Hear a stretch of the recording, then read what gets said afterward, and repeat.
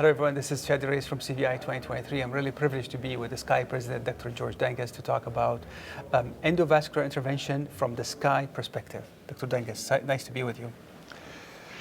That's always great to give an interview with you. It's always very lively. Absolutely. And the topic's very well chosen. Yes.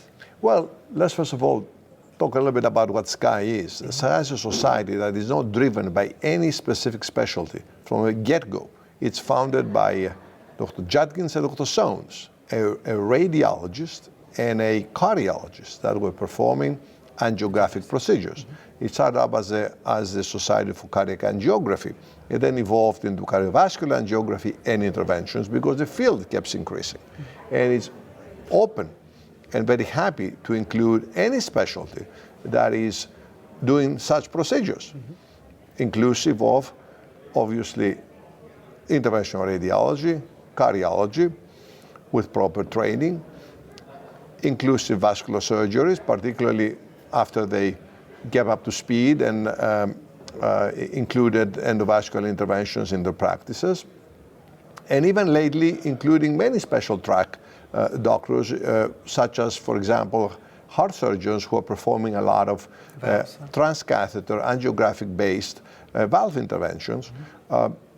Expanding also the understanding of how integral part is the structural imaging, to also include many of the imagers, mm-hmm. if they want to be part of our society, because they work so closely together to plan and execute cardiovascular interventions, 2023, 21st century, so to speak.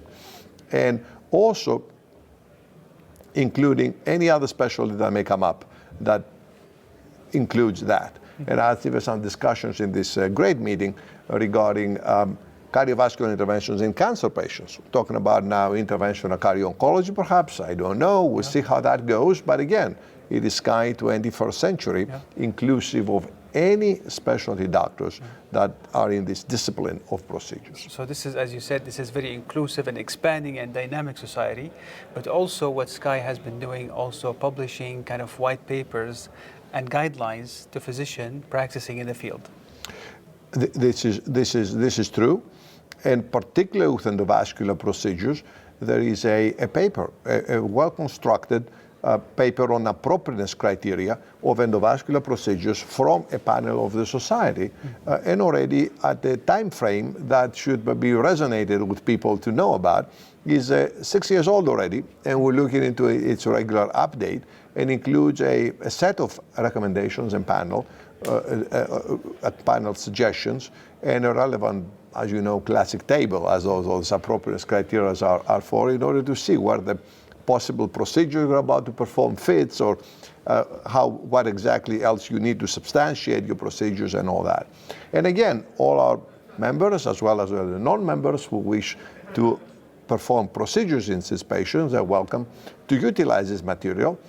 And that would be a good idea and a very good advice to actually, for any doctor participating in the cardiovascular procedures, to follow, take a look at it and read the material, follow them, and actually participate in any activities of the society that is includes enrollment in serial registries, quality initiatives, etc. We have many of them available and many more to come. Yeah, and as you mentioned, the society is very dynamic, and usually when they post this paper before they come out, usually they put them open for public comments. So if anybody interested to comment about the topic or have any input, I think the society will take that seriously and then will engage these changes if appropriate.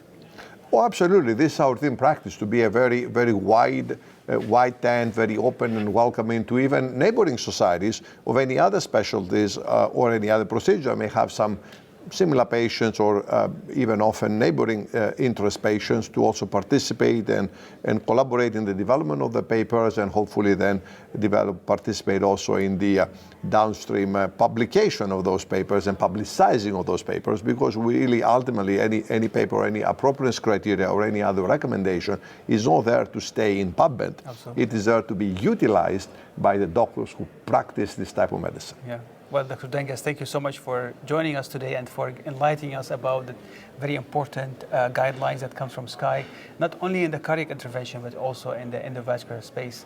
Watch these videos and others on CVI YouTube channel. This is Shadi Reis from Austin. Dr. Dangas, thank you so much. Thank you, Chad.